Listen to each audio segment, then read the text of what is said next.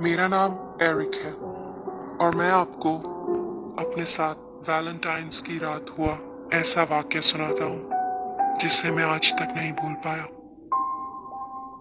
Valentine's की रात थी। मैं और मेरी गर्लफ्रेंड तकरीबन 1 साल से एक दूसरे के साथ थे और मैंने ये डिसाइड किया था कि इस वैलेंटाइंस की शाम मैं अपनी गर्लफ्रेंड समैंथा के लिए कुछ बहुत स्पेशल करूंगा। चुनाचे उस दिन मैंने उसके साथ कुछ प्लान बनाने के लिए उसे कॉल की, मगर काफी देर तक बेल बजती रही पर समैंथा ने फोन नहीं उठाया। मुझे थोड़ा अजीब महसूस हुआ क्योंकि आज तक ऐसा कभी नहीं हुआ कि मैंने कॉल की हो और समैंथा ने फोन ना उठाया हो। वो हमेशा मेरा फोन एक बेल बजते ही उठा लिया करती थी। मैंने सोचा शायद वो किसी काम में बिजी होगी और इस चीज पे ज्यादा ध्यान नहीं दिया। शाम में कुछ देर बाद मैंने फिर समैंथा को कॉल मिलाई और फिर वही हुआ, बेल बजती रही पर समैंथा ने फोन नहीं उठाया। अब मुझे थोड़ी बेचैनी होने लगी थी तो मैंने समैंथा की मॉम को कॉल किया। उन्होंने मुझे बताया कि वो घर पे नहीं है। तो मैंने उनसे पूछा कि क्या उन्हें मालूम है कि समैंथा कहाँ गई है। तो उन्होंने मुझे बताया कि उन्हें नहीं मालूम कि समैंथा कहाँ है, बल्कि वो तो ये समझ रही थी कि शायद समैंथा मेरे साथ है। खैर, उनकी बात सुन के मैंने फोन रख दिया। कुछ देर बाद मैंने फिर समैंथा को कॉल मिलाई और आखिरकार इस बार समैंथा ने मेरी कॉल उठा ली, मगर समैंथा ने कुछ नहीं बोला।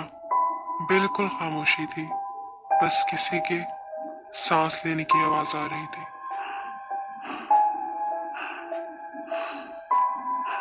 मैंने सोचा शायद उसकी कॉल गलती से मिल गई है या बैग में रखा उसके फोन का बटन दब गया है। थोड़ी ही देर बाद मुझे समंथा का मैसेज आया। वो चाह रही थी कि मैं उससे पार्क में मिलूं 20 मिनट्स में। समंथा का मैसेज आने पे मुझे तसल्ली हो गई और मैंने उसे फौरन जवाब दे दिया कि ठीक है, हम उसी जगह मिलते हैं जहां हम हमेशा मिला करते हैं। समंथा का जवाब आया कि ठीक है। उस वक्त रात के 8:30 बज रहे थे और बाहर काफी अंधेरा था। आधे घंटे में मुझे पार्क पहुंचना था, इसलिए मैं अपनी गाड़ी में समंथा से मिलने के लिए निकल पड़ा। तकरीबन 9 बजे के करीब मैंने समंथा को मैसेज किया कि क्या वो पार्क पहुंच चुकी है। समंथा का रिप्लाई आया कि हाँ, मुझे पार्क पहुंचने में अभी 5 मिनट थे। तो मैंने उसे मैसेज कर दिया कि मैं 5 मिनट में पहुंचने वाला हूँ। थोड़ी देर में मैं पार्क पहुंच गया, पर जब मैं वहां पहुंचा तो मैंने देखा कि समंथा की गाड़ी कहीं नहीं थी। मैंने उसे मैसेज करके पूछा कि वो कहाँ है, क्योंकि उसकी गाड़ी तो मुझे कहीं नजर नहीं आ रही, जो कि बहुत अजीब बात थी क्योंकि समंथा हमेशा अपनी गाड़ी में ही वहां आती थी, क्योंकि पार्क घर से काफी दूर था।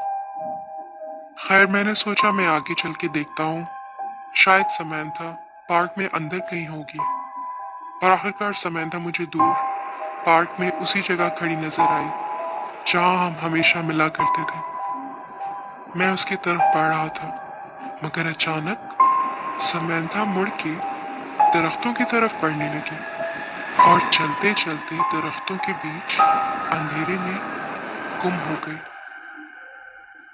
मेरे कदम वहीं रुक गए। समंथा इतना अजीब बिहेव क्यों कर रही थी? अभी मैं ये सोच ही रहा था कि अचानक मुझे मैसेज आया। वो मैसेज समंथा का था। मैसेज में लिखा था कि मैं तुम्हें देख सकती हूँ, यहाँ दरख्तों के पीछे आओ, तुम्हारे लिए एक सरप्राइज है।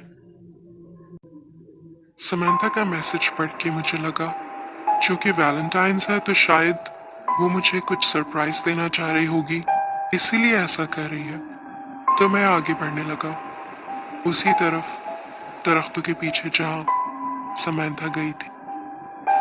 अचानक मुझे कॉल आई। ये कॉल समंथा की मॉम की थी और उन्होंने मुझसे कहा कि समंथा घर आ गई है और किसी ने उसका फोन चोरी कर लिया है।